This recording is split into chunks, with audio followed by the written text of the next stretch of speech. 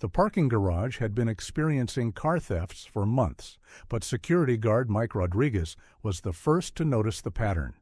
Because spotting surveillance techniques, identifying criminal networks, and predicting theft operations weren't skills he'd learned from security training. They were techniques he'd mastered during 10 years as an FBI auto theft task force specialist whose undercover work had dismantled some of the country's largest car theft rings. Mike Rodriguez had been working security at the Meridian Plaza parking garage for 3 years, and in that time he'd developed what his supervisor called an unusual attention to detail. While other guards focused on checking parking passes and monitoring for obvious problems, Mike found himself automatically cataloging license plates, noting arrival and departure patterns, and observing the subtle behaviors that most people missed entirely. The downtown parking garage served a mix of office workers, shoppers, and residents from the luxury condos above. It was the kind of place where expensive cars sat next to economy vehicles, where business executives parked next to college students, and where Mike had learned to read the rhythm of legitimate activity versus something else entirely. At 47, Mike looked like exactly what he was supposed to be, a reliable security guard who took his job seriously. Medium height, graying temples, and the kind of steady presence that made people feel safe without drawing attention. He wore his uniform with quiet professionalism, carried his radio with practiced ease, and moved through the garage with the methodical patience of someone who understood that security was about observation, not action. What the garage management didn't know was that Mike's attention to detail wasn't something he'd developed on the job. It was something he'd honed during a decade with the FBI's Auto Theft Task Force, where reading criminal patterns and identifying surveillance techniques had been the difference between successful prosecutions and dangerous criminals walking free. The car thefts had started 6 months ago. High-end vehicles disappearing from the upper levels, always overnight, always without triggering the alarm system. The police had investigated, insurance companies had paid claims, and management had upgraded security cameras. But the thefts continued, and Mike was the only one who understood why. It was a Tuesday evening when Mike first noticed the pattern that everyone else had missed. He was reviewing the security logs in his small office on the ground level, cross-referencing departure times with his own handwritten notes, when the pieces suddenly aligned. The thefts weren't random. They followed a specific methodology that spoke to professional experience and inside knowledge. The vehicles taken were always high-end, but not exotic, the kind of cars that could be easily resold or stripped for parts without attracting unusual attention. Mercedes sedans, BMW SUVs, Audi coupes. Expensive enough to be profitable, common enough to be untraceable. More importantly, the timing revealed a sophisticated understanding of the garage's operational patterns. The thefts occurred on nights when the overnight security rotation was lightest, during weather conditions that kept foot traffic minimal, and always from parking levels where camera coverage had subtle blind spots. This wasn't opportunistic crime. This was professional auto theft, conducted by people who understood surveillance systems, security protocols, and the specific vulnerabilities of this particular facility. Mike pulled up the camera footage from the past month, studying not just the nights when cars disappeared, but the days and weeks before each theft. He was looking for surveillance, the reconnaissance phase that every professional operation required. And there it was. Different individuals, different vehicles, but consistent behavior patterns. People who lingered too long at the payment stations, observing the flow of traffic. Pedestrians who walked through the garage with no apparent destination, mentally mapping camera locations. Vehicles that circled the upper levels multiple times, their occupants studying parking patterns and security presence. The FBI training kicked in automatically. Mike began building profiles, tracking surveillance patterns, and identifying the operational security methods that most people would never recognize. These weren't car thieves. They were a professional auto theft ring with the kind of organizational structure and technical capability that suggested serious criminal enterprise.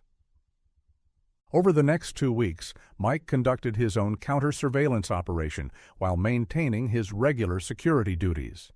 He arrived early, stayed late, and used his legitimate access to every level of the garage to build a comprehensive picture of the theft ring's methodology.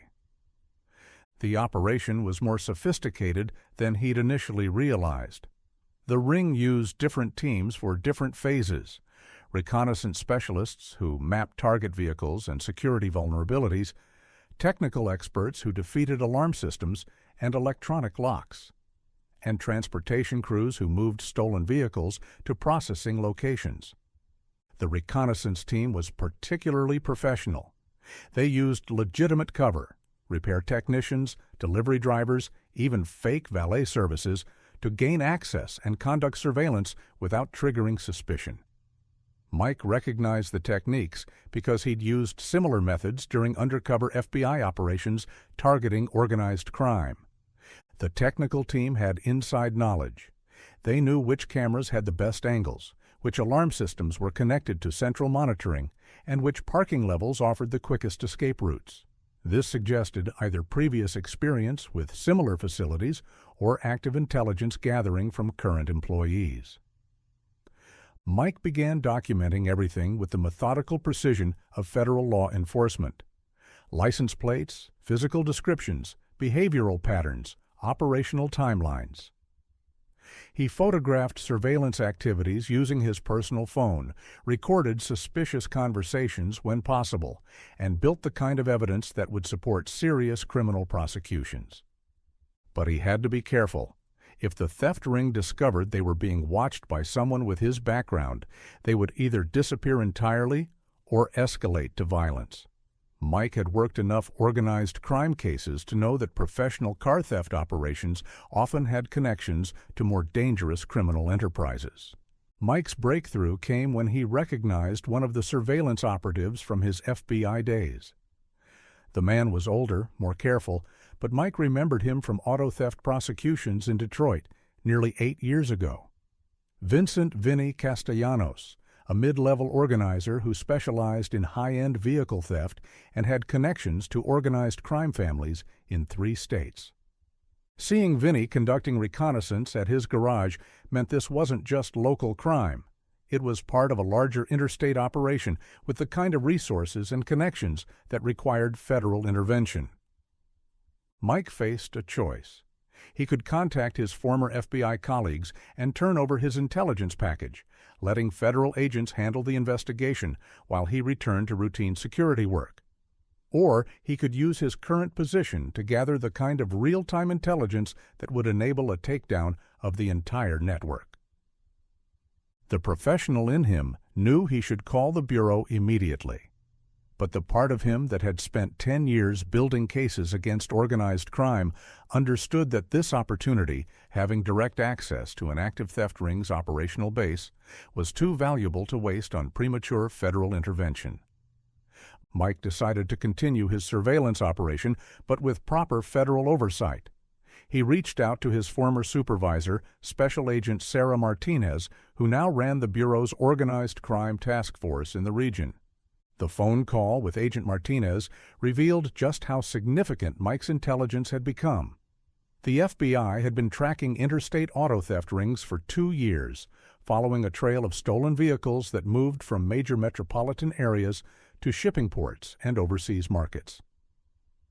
Mike's garage was apparently a key node in a network that the Bureau had been unable to penetrate. "Mike, this is exactly the kind of inside access we've needed," Martinez explained during their secure phone conversation. "These rings have gotten so sophisticated that traditional surveillance can't get close enough to identify the organizational structure. But you're already inside their operational perimeter."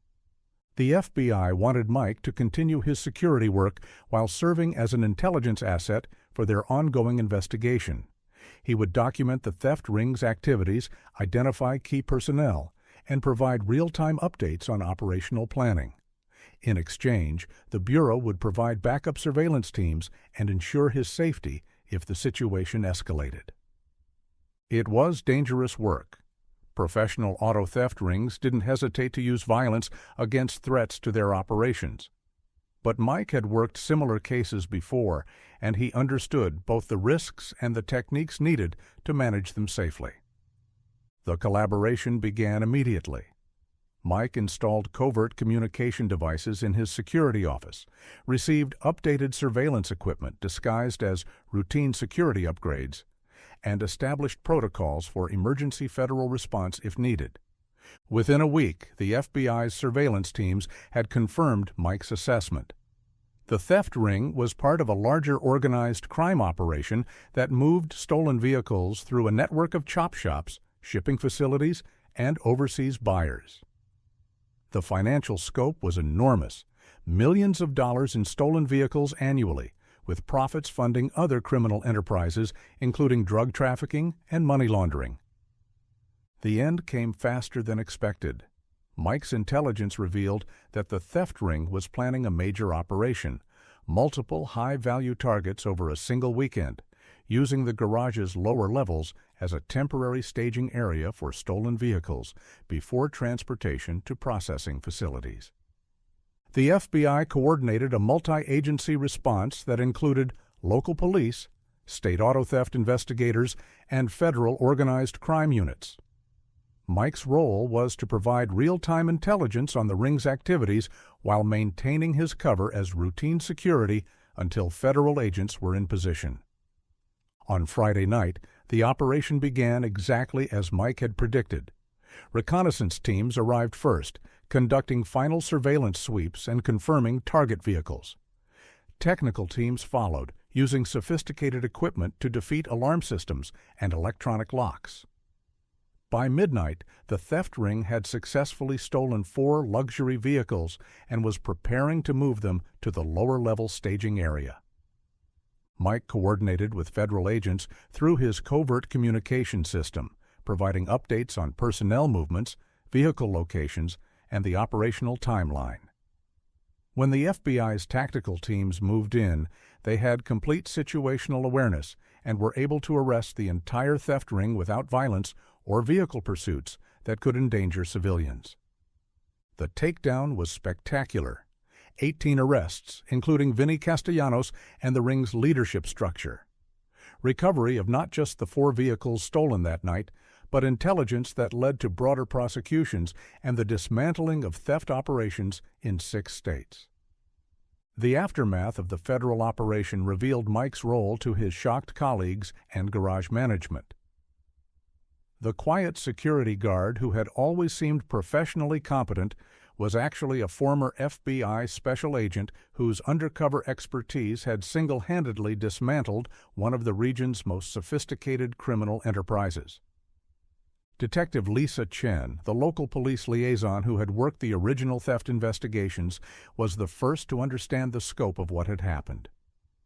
"You've been building a federal case for months while working security shifts," she said during the post-operation briefing. "This wasn't just good observation. This was professional law enforcement intelligence work." Mike's supervisor, Jim Patterson, struggled to reconcile the mild-mannered security guard he'd known for 3 years with the federal agent whose work had just made national news. "Mike, why didn't you ever mention you were FBI? We could have used your expertise from the beginning." "That's exactly why I didn't mention it," Mike replied. "If I'd approached this as a former federal agent, the theft ring would have detected the threat and disappeared. But as a security guard with good observational skills, I could gather intelligence without triggering their counter-surveillance protocols." The FBI's Agent Martinez arrived at the garage to personally thank Mike for his work. This operation recovered over $2 million in stolen vehicles and led to prosecutions that will put organized crime figures in federal prison for decades, she announced to the assembled group. Special Agent Rodriguez's intelligence work was the key to everything we accomplished. In the weeks following the operation, Mike faced decisions about his future that he hadn't expected. The FBI offered him a position as a consultant for organized crime investigations, drawing on his unique experience working undercover in civilian security roles. Local law enforcement agencies wanted to hire him as a detective specializing in auto theft and organized crime. Private security firms offered lucrative contracts for his expertise in threat assessment and criminal intelligence. But Mike had discovered something unexpected during his 3 years at the garage. He genuinely enjoyed the community aspect of security work, helping lost shoppers find their cars, assisting elderly residents with heavy packages, maintaining the kind of everyday safety that people took for granted but deeply appreciated. "I spent 10 years with the FBI building cases against criminals," he explained to Agent Martinez when she pressed him about returning to federal service. "But I've spent 3 years here helping honest people feel safe in their daily lives. Both kinds of service matter, but this feels more like protection than prosecution." Mike decided to stay with the garage, but with an expanded role that recognized his expertise. The management company that owned the facility hired him as Director of Security Operations, responsible for designing security protocols for their entire portfolio of parking facilities throughout the region. The FBI maintained Mike as a consultant, available for cases where his specific expertise in auto theft and organized crime could make a difference. But his primary focus remained on the kind of community security work that prevented crime rather than just prosecuting it after the fact. 6 months later, Mike had transformed security operations not just at his original garage, but at parking facilities throughout the metropolitan area. His protocols for recognizing surveillance, identifying theft patterns, and coordinating with law enforcement had reduced auto theft by 60% across the entire network of properties. More importantly, Mike had trained a new generation of security professionals to recognize the difference between routine problems and organized criminal activity. His training programs taught observation techniques, pattern recognition, and the federal coordination protocols that could turn local security guards into effective intelligence assets. The garage itself had become a model for professional security operations. Insurance companies pointed to it as an example of effective crime prevention. Law enforcement agencies used it for training exercises. And the community of office workers, shoppers, and residents who used the facility daily felt a level of security that came from knowing their safety was protected by someone with the expertise to handle whatever threats might arise. Detective Chen, who had worked with Mike throughout the federal investigation, often brought new officers to the garage for training. "This is what professional security looks like," she would tell them. "Not just watching and reporting, but understanding criminal behavior well enough to prevent it." Mike Rodriguez continues his security work at the Meridian Plaza parking garage, but everyone who works there now understands that their quiet, professional security director brings something unique to his role. He's the former FBI special agent who chose community service over federal glory, who understands that protecting people's cars and personal safety is just as important as building cases against organized crime figures. His story reminds us that expertise developed in service to our nation doesn't end when someone leaves federal employment. It continues in new forms of community protection that may be less dramatic, but are equally valuable to the people whose daily lives are made safer by that expertise. Sometimes the person ensuring your car is safe in a downtown parking garage carries training from the FBI's most elite criminal investigation units, quietly preventing crime with skills developed during years of federal service. These are the professionals who understand that true security comes not from responding to crimes after they happen, but from preventing them before they can harm the communities they've sworn to protect. Mike's choice to remain in community security work rather than return to federal law enforcement represents something important about service: that protecting people doesn't require a federal badge or national recognition. Sometimes the most valuable service happens quietly in everyday places, provided by professionals whose expertise makes ordinary activities safer for everyone. The next time you park in a downtown garage and notice the security guard who seems particularly observant and professional, remember Mike's story. That person might just be someone whose background in federal law enforcement continues to serve and protect one community at a time.